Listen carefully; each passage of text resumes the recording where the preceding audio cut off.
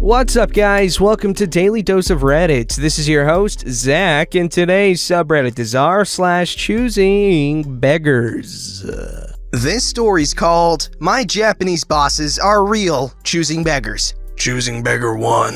Choosing Beggar 2. Backstory. I work in a Japanese manufacturing company overseas as a translator. I'm a local employee, not Japanese. We have 4 Japanese managers, and I work under Choosing Beggar 2. Being a translator, I pick up on a lot of things while working here. One day, Choosing Beggar 1 and Choosing Beggar 2 verbally promised me to raise my rank as a training manager so I can teach the other workers what I have learned from the Japanese. And so I trained for over a year to learn all the things that I need to do later. Within that 1 year, they kept promising me that they will give me the official promotion letter soon. The promise comes every now and then and never came. Fast forward to 1 year later, a new translator rolled in. As soon as he took up the translator job, I started, based on the verbal promise, working on my new tasks as a training executive. It was okay until a few weeks later, and that new translator turned out to be a dud. He couldn't do Jonathan Feces. Choosing Beggars 1 and 2 immediately turned back to me to do translation jobs. At the same time, they wanted me to still perform my new duties as training executive. In other words, double the job, double the working hours, but no additional benefits whatsoever. So I told them the only reasonable response. Okay, I will help you, but let's get that useless guy out first and start recruiting a new person so I can get back to my new duties? Their response? No, we're keeping him. It's difficult to find a new translator. If you're keeping him, then use him. Why use me? Because you're better? Then what is he here for? I feel sorry for him, so let's just keep him. What is he gonna do then? Learn to translate. You'll teach him. Till when? I don't know. Then until he can do it, I will resume my old position? No, I want you to do your new duties too, because you're good at teaching. I'm basically doing 3 jobs? Yeah, but I know he can do it. That's when I know he has intended to keep the new guy just to give me false hope that one day I will be going back to doing 1 job. I wasn't taking any of that crap. So I ensured the next day the guy quits his job. Let's not delve on how I did it. As soon as he quits, I automatically resumed my old position as translator. Why aren't you teaching? I'm a translator. But you promised to teach. And you promised to promote me. Fine, I'll get HR to do it. Till then, can you just do it for me? You're really good at it. I've been teaching these workers for free for 1 whole year while I trained and worked as a translator at the same time while you made all those empty promises. So no. Later, HR gave me a new job description instead of a promotion letter. I replied by saying I refused the job description due to no new benefits despite the 500% increase in workload. Choosing Beggar 1, who is also the managing director in my company, called me into his office. Can't you just, absorb the extra workload? I know you can do it. You're good at your work. I will if you increase my benefits accordingly. I'm willing to discuss. But this is not a promotion. We're just changing your role. No, you're giving me more work. Previously, I was paid X to work as a translator. Now you're telling me to do 5 jobs with the same pay. I will not accept that unless you can promise me that I will never have to stay back even if I cannot finish whatever task you have given me for the day. I only work 9 hours a day. But you're an executive. It's common to work overtime. I have every right to refuse, especially since my job is still just a translator. You see how everyone else works overtime. Why are you the only one complaining? Maybe because they couldn't finish something that I can finish in 2 hours? Have you ever thought about efficiency? That's why I said you can do it. You're efficient. That's why I think you can do more. Like I said, I will do more if there is compensation for my extra work. I cannot give you compensation now. We don't have that much money. Then let's write a contract where you will pay me such and such when we do. I don't want to promise that in black and white, but I promise Choosing Beggar 2 will give you a great annual performance review if you accept this new job. Then you can get a high bonus. I'm not interested in a performance review and verbal promises. Make it in black and white, and I prefer what I'm sure I can have, instead of future performance reviews that I cannot 100% confirm will benefit me accordingly. What? But don't you think about all the work experiences? They're valuable. I already have them. I'm ready to unleash my potential anytime as long as you're willing to compensate. Promise me I never have to overtime. We will try to make your work as easy as possible. Then let's try this. I have 9 working hours a day, and you give me 5 jobs to do at the same pay rates as before. So let's divide how many hours to do which job. I'm pretty flexible. However, at this current rate, since I'm still doing the translation job, I see the translation itself is gonna take 9 hours. I'm not sure when I'm gonna be able to do the other jobs. We're gonna limit the translation jobs we give you. Make it in black and white. How much per day? Hour? Words? No, then we won't have enough to have you translate our meetings with the local workers. I'm pretty sure you have 5 other local employees who can speak Japanese. Why not just have them do it? Or at least let us take turns? I want you because your translation is the best. Uh-huh. Then let me stay as translator. But we also need a teacher. You're good at teaching. I have already stated what I want. If you don't like it, you can find someone else who is willing to do it. But you're the only one who can.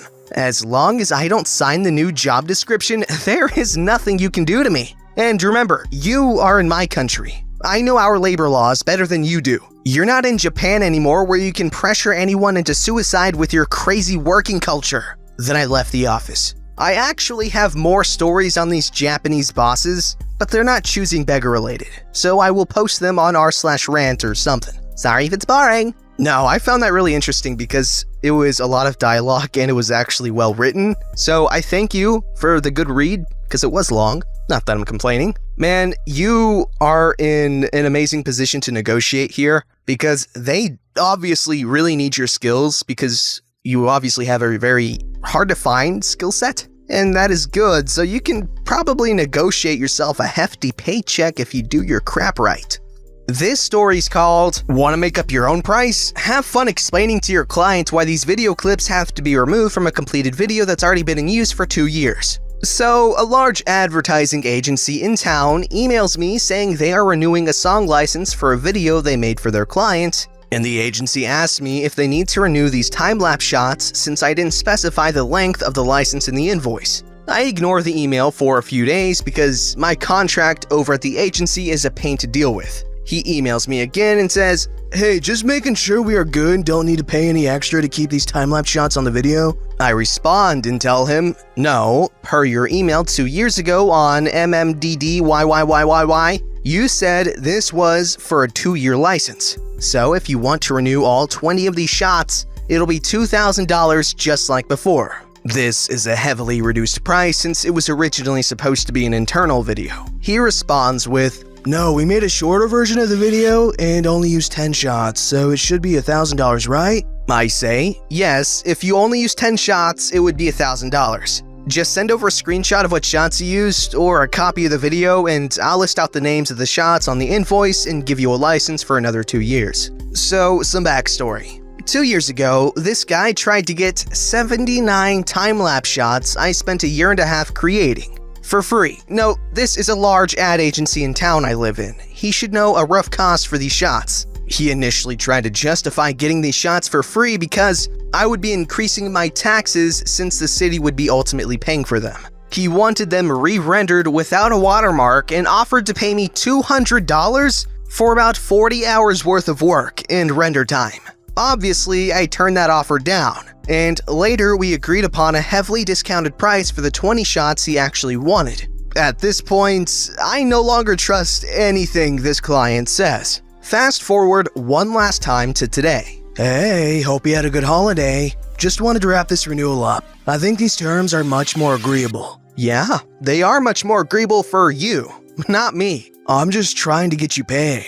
Don't you want $1,000? I'm not interested. Please remove all of the time-lapse shots in question from the video. You're gonna turn this down over $300? Yep, I'm tired of dealing with this. You've tried to get something from me for nothing from the start of the project and you told me you want to renew 10 shots. Then, when you sent the video over so I could name the shots for the renewal, there were 13 shots in the video. I don't understand. That's okay, you don't have to. Have a nice day. Click. Conversation is paraphrased. If the client was asked, I'm sure I would be made out to be unreasonable. Geez, I'm usually pretty happy to negotiate, but when you ask me to render out 79 time-lapse shots, Without a watermark for free? Then, when I give you a heavy discount for the shots you actually want to use, and follow up with an email claiming I didn't give you a discount, and finally decide to make up your own price when it comes time to renew a license just because you think you can push people around, yeah, that's not gonna happen. I didn't turn down the renewal over $300. The client did. It'll be nice to never hear from them again.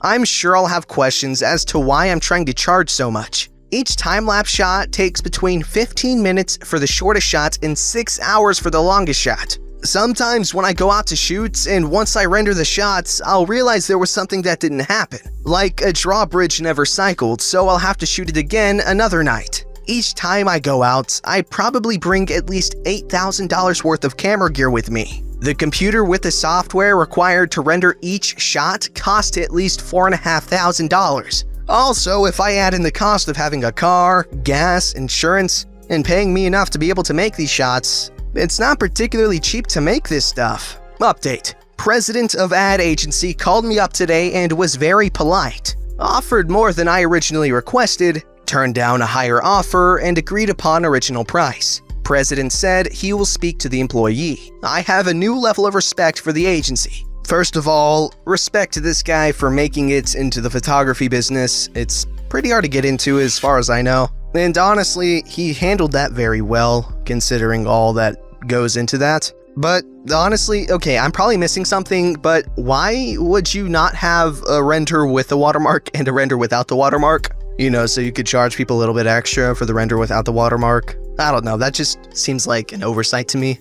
This story's called My Brother, a Champion or a Choosing Beggar. This is my first time here, so I apologize in advance if I break any rules. First, a little backstory. My brother, 24, is a martial arts champion/instructor. He has won multiple championships on state and national level, and he's currently working in 3 different gyms. Sometimes we train together. I'm 21, struggling a lot to find a job and waiting for a chance to get in college. You can say I'm not on my prime time. I'm not a winner like my brother is, but I do martial arts, so I consider myself an amateur. I'm always up to help him in the gym he works for with exhibitions and tournaments in exchange for nothing but watching the matches on first row. Brother has been angry at me for more than a month for an unknown reason and barely speaks to me. Now, here's the story. This just happened today. My brother, a couple of weeks ago, when he is already mad at me, asked me for some personal documents, birth certificates, ID, etc., to sign me and his trainees up on a sports count from the government. This means the more people training in martial arts, the more budget for the sport in the next year. In exchange for this, the government gives an incentive in cash to all the athletes counted. He tells me I'm expected to have around $75 for being part of the count as a regular trainee, while he's expecting around $255 for being an instructor. I'm really okay with this. $75 is more than good for me being unemployed. So today we went to the local sports institute to pick up our money. There we got informed that the incentive will be given in checks so everyone's money is safe. I received my paycheck first, and it wasn't for $75 as we first thought. It was for $127. They gave me the amounts that only top performance athletes are entitled to. I was screaming internally of happiness when I saw the amount right next to my name. Then they proceeded to hand a check to my brother. It wasn't for $255 as we thought too.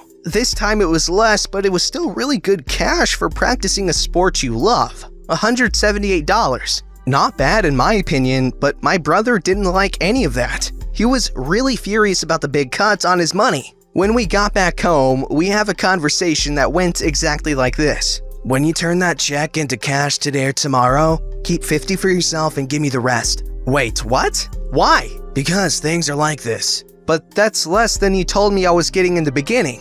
They also gave me less than I was told in the beginning. Then he storms out of the room, furious, and I stayed there, confused. 20 minutes later, I got a call from Dad asking how I was. I told him everything just like it happened, and he responds with, "Give him the money. I'll refund the amount to you, but I'm gonna have a really serious talk with your brother. I think he wants the money for a sleeve tattoo, and his anger has to stop now." I was crying out of pure rage, trying to explain to my dad how this was not fair in any form, and he agreed, but he told me it was the right thing to do in order to avoid a bigger fight between us just for money. In my dad's words, he doesn't want us to be antagonizing each other because we are brothers. We are meant to be together, and he doesn't want us to have bad blood. I agreed reluctantly to follow his plan, so now I'm waiting for my dad to talk to my brother to calm his fury and give him the damn money. If you guys are interested in how this is going to end, let me know. I'll keep you updated. Thanks for reading this and excuse me for the length. It's really sad seeing people get into squabbles over, I know it seems like a lot of money, but honestly, what is it? Freaking $70? Like, that's just ridiculous, given they're brothers, and martial arts is supposed to teach you discipline and a whole lot of other spiritual things if Karate Kid is anything to go by. This story's called, If You're Gonna Make Me Free Food, At Least Use the Sauce I Like. My neighbors rented out their basement apartment to a man in his mid-30s. He had 2 small kids and was recently divorced. Nice guy, but a bit weird. Also, kind of lonely and would chat forever any chance he got. Christmas time comes and he catches me going in the house and starts explaining how he had lost his job and that it sucked because he couldn't buy his kids gifts. I felt bad and went and got some presents for his kids. I dropped off a roll of wrapping paper and told him to sign the presents for him. He was grateful and nice. Over the next few months, his kids would come and borrow movies on their weekends and ask for some popcorn. Not a problem. Easter comes around and he explained that his car had broken down, so he had lost his job again, and asked if I'd help with gifts for the kids. Sure, every kid should get something. At this time, my husband has switched his shifts to nights. He wasn't home for supper, and I found I had a lot of leftovers. I talked to the guy and explained that usually 2 times a week I could bring him supper to try to help. Goes good for the first 2 weeks. Then he starts making comments like, "Hey, why can't you do the supper thing more? What are we having tonight?" I would explain that we were going out or eating some leftovers my husband liked. One day, I brought the food with tinfoil on it instead of saran wrap. He told me to show him the food first in case he didn't want to accept it. Huh? Looks and takes it. He started to get pushier and pushier. The final day, I had made wings and took them over. He gets visibly upset and goes off on a rant about how I knew by now he didn't like honey garlic. Why couldn't I be more considerate of his needs? Do I even care? I lost it. My kids like it. It is their freaking dinner. I told him I was done, and good luck with the groceries. He tried the gift thing again for his kid's birthday 2 months later. He was working by then, and I knew, considering that he sat out front drinking multiple beers every night, new shoes, etc. So he had money to buy his kid a present. Oh my gosh, okay, that was painful to read because, you try to help someone out and then they get really, oh god, it's so awkward, it's so gross. Don't forget to like, subscribe, and hit that bell to never miss an episode.